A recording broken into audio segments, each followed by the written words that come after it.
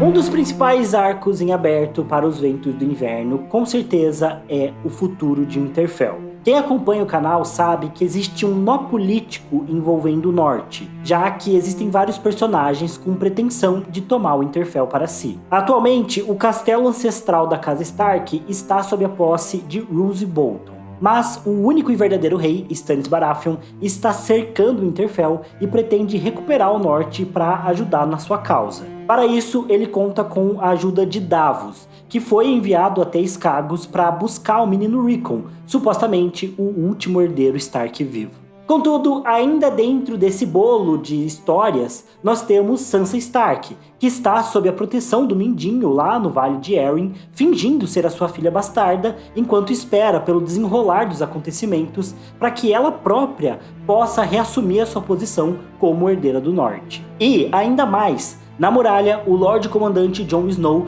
tinha decidido marchar para o sul e ajudar o Stannis a retomar o castelo de Winterfell, especialmente para salvar sua irmã, a Arya, que supostamente estaria casada com o Ramsay Bolton. E, como sabemos, a série de Game of Thrones tornou o Jon o Rei do Norte e fez dele o herdeiro de Winterfell. Porém, a pergunta que fica é, será que os livros vão seguir o mesmo caminho da série? Bom, uma das coisas que sabemos nos livros e que complicam ainda mais esse nó do norte é que o Robb Stark deixou um testamento antes de morrer, onde ele próprio nomeava o seu herdeiro de Winterfell. Por isso, no vídeo de hoje, nós vamos explicar onde está esse testamento e qual o impacto que ele pode ter para o futuro das Crônicas de Gelo e Fogo. Eu sou o TH Magaldi e vem comigo. E só antes de avisar, se eu parecer meio estranho, meio desanimado nesse vídeo, é porque eu tô meio gripado, então vamos ter que seguir desse jeito mesmo, tá? Mas eu vou me esforçar aqui. Bom, para começar a falar sobre o testamento do Robb Stark, nós precisamos entender o porquê desse testamento existir nos livros. No geral, testamentos não são comuns em Westeros, afinal, devido à cultura do reino, o filho mais velho basicamente herda tudo. Basta que você seja o filho de um lorde ou o primeiro na linha de sucessão, no caso de um irmão, tio, sobrinho ou primo, e pronto, você é o novo lorde. A sucessão funciona como uma tradição que quase todo mundo no reino compartilha e aceita. Porém, é lógico que existem algumas exceções. Uma delas foi no caso do rei Viserys I, colocando a Rhaenyra Targaryen como sua herdeira. O Viserys não escreveu um testamento em si, mas convocou os lordes do reino para jurarem lealdade à filha, porque ele entendia que colocar uma mulher no trono de ferro seria algo inédito e controverso. Por isso, o rei não pôde se basear apenas na tradição e fez esse ato a mais de convocar os lordes do reino e jurarem lealdade e jurarem que aceitavam a Rhaenyra como sua futura soberana. Além disso, para os Targaryen também existia o posto de Príncipe de Pedra do Dragão. Geralmente, o Targaryen herdeiro próximo a ser rei ganhava a fortaleza antes de reinar de fato. Porém, outro exemplo de testamento importante nos livros é no caso do Robert Baratheon. Como o rei considerava o Joffrey muito novo e inexperiente para ser o próximo suzerano, no seu leito de morte, o Robert nomeou o Ned Stark como regente do reino na forma de um testamento. Porém, o próprio Ned deu uma leve alterada no texto para excluir a nomeação direta de Joffrey como o próximo rei, já que o Ned sabia que os filhos da Cersei eram todos bastardos. Obviamente, o testamento do Robert não serviu para nada. O Mindinho e a Cersei se uniram e deram uma espécie de contragolpe contra a mão do rei e coroaram Joffrey sem receios. Agora, o caso do Robb Stark é bastante diferente e mais complexo. Primeiro, porque o Robb é o primeiro rei do norte em quase 300 anos. Segundo, porque ele não apenas é o rei do norte, mas também tinha sido coroado rei do Tridente, algo que nunca havia acontecido antes. Terceiro, que diferente do que vimos na série, nos livros, a esposa do Robb, a Jaime Westling, não estava grávida no momento do casamento vermelho. Até onde sabemos, embora existam algumas teorias dos fãs,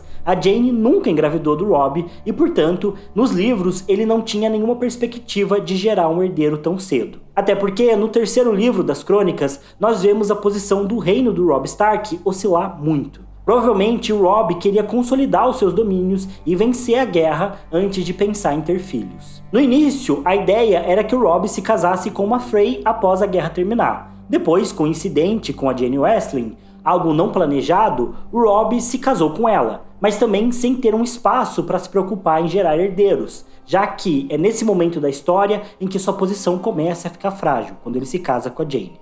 E mais, mesmo sem ter filhos, o Robb já tinha 2 herdeiros, os seus irmãos, o Bran e o Rickon. Então, boa parte da sua campanha nos livros, a questão sucessória estava decidida por Robb. Ele tinha seus irmãos como herdeiros e precisava apenas se concentrar em vencer a guerra. Contudo, apesar de nós, leitores, sabermos que as 2 crianças Starks estão vivas, basicamente todo mundo em Westeros acredita que o Theon Greyjoy matou os 2 Starks, conforme os eventos que vemos lá em A Fúria dos Reis. Com a notícia da suposta morte do Bran e do Rickon, e sem ter nenhum filho, o Robb acaba ficando numa posição delicada. A sua próxima herdeira natural seria a Sansa, mas além dela ser uma mulher, a Sansa estava casada com Tyrion Lannister. Permitir que ela fosse a sua herdeira seria algo impensável para o Robb nesse momento, porque os Lannisters acabariam tendo o controle do seu reino, tanto do norte quanto do Tridente, caso a Sansa herdasse. E, para fechar a confusão, também ninguém sabe onde a Arya está, ou se ela mesma está viva. Nos livros, a garota segue perdida em Westeros, e, para piorar, ela também é uma mulher e também poderia acabar nas mãos dos Lannisters, sendo forçada a se casar com algum lord inimigo que também desfaria o reino do Robb Stark.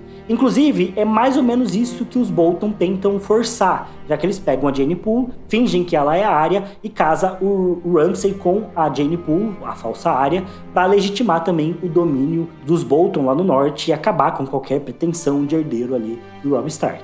Por conta de tudo isso, por estar num cenário incerto e complicado, o Robb só vê uma pessoa que poderia ser o seu herdeiro direto, o seu meio-irmão, o Jon Snow. Em resumo, o testamento do Robb não foi um mero capricho de roteiro para que ele legitimasse o Jon e o Jon como um grande herói virasse o Rei do Norte. Não, foi uma necessidade política. Sem filhos e sem ter Bran ou Rickon, caso ele morresse, o Winterfell passaria para Sansa e acabaria nas mãos dos Lannisters. Inclusive, esse era o plano do Lord Tywin ao casar o Tyrion com a Sansa. No terceiro livro, nós temos esse diálogo entre o Robb e a sua mãe. É um tanto longo, mas eu acho que vale a pena ler tudo aqui. Abre aspas. Um rei precisa ter um herdeiro. Se morrer em minha próxima batalha, o reino não pode morrer comigo. Pela lei, Sansa é a seguinte na linha de sucessão. Portanto, o Winterfell e o Norte devem passar para ela. A boca dele comprimiu-se. Para ela e para o senhor seu esposo, Tyrion Lannister. Não posso permitir que isso aconteça. Não permitirei esse anão. Ele não pode nunca possuir o norte. Mãe, havia certa rispidez no tom de Robb. Está se esquecendo. Meu pai teve 4 filhos homens. Catelyn não tinha se esquecido. Não quis encarar o fato, mas ali estava. Um Snow não é um Stark. Jon é mais Stark do que um fidalgo qualquer do vale que nunca sequer pôs os olhos em Winterfell. Jon é um irmão da Patrulha da Noite e jurou não tomar esposa nem possuir terras. Aqueles que vestem o negro servem para a vida. O mesmo acontece com os cavaleiros da Guarda Real. Isso não impediu os Lannisters de arrancar o manto branco de Sir Barristan Selmy e de Sir Boros Blount quando deixaram de ter utilidade para eles. Se eu enviar a patrulha uma centena de homens para o lugar de Jon, aposto que vão encontrar alguma maneira de libertá-lo dos seus votos. Ele está decidido a fazer isso. Catelyn sabia como o filho podia ser teimoso. Um bastardo não pode herdar. É verdade, a menos que seja legitimado por decreto real, disse Robb. Há mais precedente para isso do que para libertar um irmão juramentado dos seus votos. Precedente, disse ela com amargura. Sim, Aegon IV legitimou todos os seus bastardos no leito de morte. E quanta dor, desgosto, guerra e assassinato nasceram daí? Sei que confia em Jon, mas pode confiar nos filhos dele? Ou nos filhos deles? Os pretendentes Blackfyre atormentaram os Targaryen ao longo de 5 gerações, até que Barristan, o ousado, matou os últimos nos degraus. Se legitimar Jon, não há maneira de torná-lo bastardo de novo. Se ele se casar e tiver filhos, os filhos que você tiver com Jaime nunca estarão a salvo. Jon nunca faria mal a um filho meu. Já pensou em suas irmãs e os direitos delas? Concordo que não podemos permitir que o Nord passe para o doente. Mas e Arya? Por lei, ela vem depois de Sansa, sua própria irmã legítima, e morta. Ninguém viu ou ouviu falar de Arya desde que cortaram a cabeça do pai. Por que você mente para si mesma? Arya partiu, assim como Bran e Rickon, e matarão também Sansa assim que o anão conseguir dela um filho. Jon é o único irmão que me resta. Se eu morrer sem descendência, quero que ele me suceda como rei do norte. Tive a esperança de que me apoiasse a minha escolha. Não posso, disse ela, em tudo, mas não nessa loucura. Não me peça isso. Não tenho que pedir, sou o rei. Robb virou-se e afastou-se, com vento cinzento saltando de cima da tumba e pulando atrás dele. Fecha aspas. Bom, aqui está um dos grandes pecados da Catelyn bem exposto.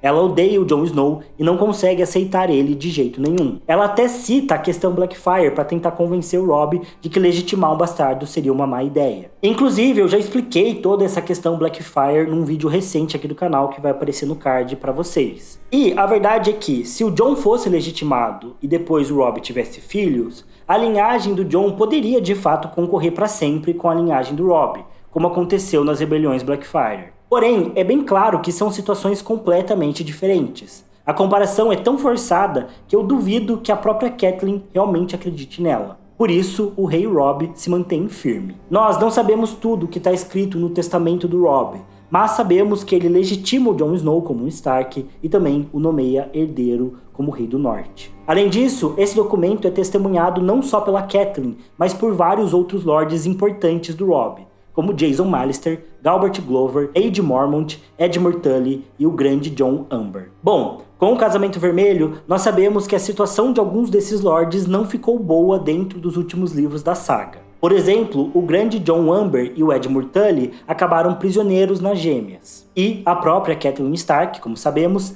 pereceu nesse evento e depois ressurgiu como um espírito vingador que não quer saber de nada além de matar Freys e Lannisters lá pelo Tridente. Mas, logo após a reunião que fez para apresentar o seu testamento aos Lords, o Robb Stark também tomou uma decisão. Ele enviou o Jason Mallister, a Maid Mormont e o Galbart Glover para guarda-mar através de navios. A ideia é que depois de chegarem lá, a Maid e o Galbart tentassem encontrar os Carnogmanos para informar a eles sobre os seus novos planos para o futuro do reino. Como ficamos sabendo nos livros, o Jason Mallister acaba prisioneiro em guarda-mar no seu próprio castelo. Ele rende a fortaleza aos Frey após o Casamento Vermelho para poupar a vida do seu filho. Porém, tanto a Maid quanto o Galbart estão desaparecidos nos livros. E isso é um forte indicativo de que eles conseguiram partir para a missão de informar os Reed sobre os planos do Robb. Lembrando que a casa Reed é a casa do Gargalo, é a casa dos Carnogmanos. Mas bom, e agora? Como o testamento do Robb pode aparecer em Os Ventos do Inverno e ser útil para o enredo? E por que os lords que sabem sobre ele não fizeram nada até agora? Bom, a verdade é que essas dúvidas são completos mistérios, mas existem algumas teorias. Afinal, apesar de estarem em situações difíceis ou até mesmo desconhecidas, a maior parte dos lords que conhecem o testamento do Robb ainda estão vivos dentro dos livros. O Roland Reed, por exemplo, que provavelmente foi de fato informado pela Maid e pelo Galbart, tem o seu paradeiro desconhecido, mas tudo indica que ele permanece no seu castelo, Atalaia da Água Cinzenta, e ele poderia facilmente se unir aos Manderly, por exemplo, e apresentar ao Lord Wyman Manderly os desejos do Robb navegando do Gargalo até Porto Branco e ali conversar com esse Lord que continua fiel aos Starks sobre o futuro do reino e o testamento que o Robb deixou. É claro que nesse caso existem alguns complicadores quando a gente fala sobre os Manderly e sobre o Roland Reed. O próprio Lord Manderly sabe que o Rickon Stark está vivo e parece ver nele uma opção melhor para um novo herdeiro de Winterfell. Além disso, os filhos do Rolland estão com o Bran, e nós sabemos que os Carnogmanos possuem um tipo particular de magia. Talvez o próprio Rolland saiba que o Bran está vivo e por isso não tenha se movido ainda, esperando para descobrir qual que vai ser a posição do Bran no futuro. Afinal, ele pode enxergar o Bran como um possível herdeiro de Winterfell, e que seria, entre aspas, mais legítimo que o Jon Snow. Assim como o Wyman Manderly vê o Rickon Stark, que está em Escagos, como um herdeiro mais legítimo que o Jon também. Já os outros lords talvez não tenham se movido ainda por conta da situação do norte, que é bastante desfavorável. A princípio, os Bolton venceram e dominaram Winterfell, mas do outro lado da história nós temos o rei Stannis brigando para recuperar o norte. Porém, apesar deles serem inimigos, nenhum dos dois é favorável ao surgimento de um novo rei do norte ali entre a região do norte, em Winterfell ou mesmo no Tridente. Afinal, o Stannis considera ele o único e legítimo rei de Westeros, ele não quer ver um novo rei do norte, e os Bolton obviamente são inimigos dos Starks e não querem ver um herdeiro do Robb. Além disso, a própria muralha onde o Jon está cheia de homens do Stannis, então tentar coroar o Jon por lá seria um enorme desafio. Sem contar que, como eu mencionei, a maioria desses lords segue como prisioneiros. No final do 5º livro, o Jaime Lannister envia o Edmure Tully para Rochedo Casterly e ordena que o grande Jon Umber seja enviado para Porto Real. O seu desejo é provavelmente manter esses prisioneiros seguros nas mãos dos Lannisters e evitar qualquer tipo de fuga ou rebelião. Porém, existem grandes chances de que eles possam escapar nos Ventos do Inverno. E, como ambos são líderes de suas casas, eles poderiam tentar retornar à campanha do Robb e declarar o Jon como um novo rei, cumprindo seu testamento. No geral, é bem difícil ver o Edmure seguindo esse caminho, por exemplo. Afinal, ele não inspira muita ousadia. E o grande Jon Umber, por outro lado, teria coragem suficiente para isso. Mas nenhum desses dois homens conhece de verdade o Jon Snow. Então, por que eles lutariam por ele? Só pela honra e dever? Num cenário ideal, eu vejo isso acontecendo. Mas no contexto atual dos livros, lá no norte, essa ideia de que eles simplesmente se declarem pelo Jon parece bastante improvável. E, assim como aconteceu na série, seria mais fácil ver a senhora Maid Mormont e a Ilha dos Ursos se proclamando pro Jon, mantendo uma fidelidade maior ao propósito do Rei do Norte. Mas nós nem ao menos sabemos o paradeiro da Lady Mormont. E, atualmente, a Ilha dos Ursos se comprometeu, através da Lyanna, com a causa do Rei Stannis. Por fim, teríamos a própria Senhora Coração de Pedra, a Lady Catelyn.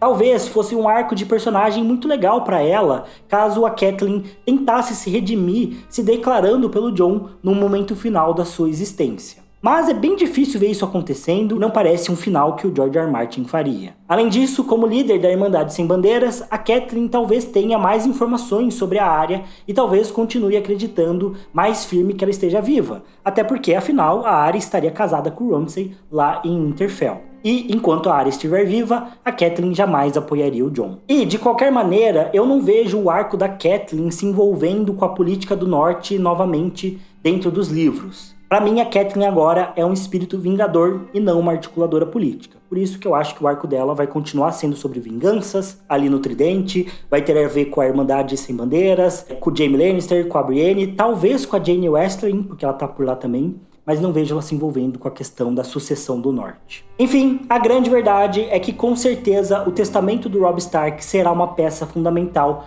para o futuro dos Ventos do Inverno. Mas nem tudo é tão simples. Eu sempre digo aqui no canal que o Martin apresenta uma história onde o poder é fluido. A vontade de um rei muitas vezes não basta para concretizar algo. É necessário uma força de coalizão, aceitação por parte da nobreza e também a legitimação do povo para algo acontecer. E isso torna tudo muito mais complexo. O próprio Jon precisaria aceitar o posto de Rei do Norte e tem um peso nisso. Ele vai querer a Coroa do Norte pra si, mesmo que isso signifique passar por cima do Rickon ou da Sansa? E como ele vai lidar com seu papel na Patrulha da Noite? Vai ser como foi na série? A série meio que cagou pras motivações e propósitos dos personagens, então eu acho bem difícil ver algo acontecendo como foi lá na 6ª temporada de Game of Thrones. Sem contar que o imbróglio no Norte é muito maior. Antes do testamento do Robb surgir como um argumento de legitimidade pro Jon, é necessário resolver a disputa que envolve os Bolton, o Stannis e a participação do Rickon Stark, porque se ele surgir ajudando os Manderly e o Davos, vai mudar tudo. Depois, ainda temos uma discussão que envolve uma disputa do Jon contra Sansa contra o Rickon. E por mais que a gente se apoie muito na série para pensar o Arco do Norte, não existe nenhuma certeza de que os dois irmãos, o Jon e a Sansa, vão se tornar aliados. Talvez nos livros eles possam ser inimigos. A verdade é que só os Ventos do Inverno podem trazer essas respostas pra gente. Mas, como sempre, o espaço dos comentários está aberto para que vocês deixem as suas teorias e opiniões. E é isso, pessoal. O vídeo de hoje vai ficando por aqui. Esse é um tema que eu gosto muito. Eu acho que o Arco do Norte é o que eu mais tenho vontade de ver nos Ventos do Inverno. Pensar nesse imbróglio que tem no Norte me faz pensar, junto com o Jovem Griff, de modo geral, que o final dos livros vai ser totalmente diferente do final da série. Tem muitos elementos a mais. E acho que às vezes a galera, especialmente que gosta muito mais da série do que dos livros, não consegue enxergar isso, que essas diferenças que tem dos livros, onde tá os livros agora, pro que foi a série, são muito importantes e não dá pra ignorar elas, não dá pra passar por cima delas para que o final seja igual do que foi Game of Thrones. Então, o Arco do Norte, o nó de Winterfell, me deixa muito animado para os Ventos do Inverno e é uma das coisas que mantém a minha fé, a minha esperança. Até porque, como o Ned Stark sempre disse, o inverno está chegando Então seus Starks ficam esperando décadas e décadas pelo inverno, e o inverno sempre chega, porque eu não ficaria esperando também pelos ventos do inverno, com a fé de que ele vai chegar e vai trazer as nossas respostas. Mas é isso, não se esqueçam de deixar aí as suas opiniões, eu vou estar lendo tudo, respondendo o que eu puder. Também não se esqueçam que nossas lives de leitura coletiva do Clube das Crônicas tá rolando no canal todas as quintas-feiras, perto das 7h30. É um evento ao vivo que vocês podem interagir ali dentro da live, mas que fica gravado para caso alguém queira assistir ou só possa assistir depois. Não esqueça de dar uma olhada nos links que eu deixo aqui na descrição do vídeo, links do nosso Apoia-se. Essa semana teve o primeiro sorteio de R$100 aí para os apoiadores do canal, é um dos benefícios de ajudar lá pelo Apoia-se. Enfim, muito obrigado por assistirem até aqui. Não se esqueçam de se inscrever no canal, deixar o like caso vocês não tenham deixado também. Eu falei tudo errado no meu final, mas é isso, eu tô doente. Me deem essa colher de chá. É isso, valeu, falou e até mais.